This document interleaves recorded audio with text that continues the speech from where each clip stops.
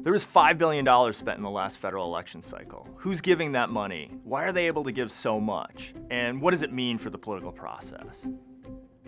Think about 2016 federal elections. There's about $5 billion given to federal candidates. Only about 2% of Americans gave all that money. And if you look at that 2%, it's really about 16,000 people who gave more than half of that. That's 0.00005% of the American population. That accounted for more than half of all the money given in federal elections in 2016. It's a lot of money. You gotta realize that campaign finance money is not really buying elections directly. The money was really going to campaign advertising. It's going to try to persuade you that the candidate speaks to your issues and deserves your vote. 10 years ago, there were a lot of restrictions on the way that money was spent in politics. Courts have spent the last decade striking down a lot of those restrictions. Rich donors have become the main audience for politicians of both parties. Ultra-wealthy donors don't have the same concerns of regular voters. And so the major parties have become more ideologically extreme because the rich donors are more ideologically extreme. And that has far-reaching consequences for politics. Politicians still care about regular voters. They need the votes. So ultimately, you're the final check on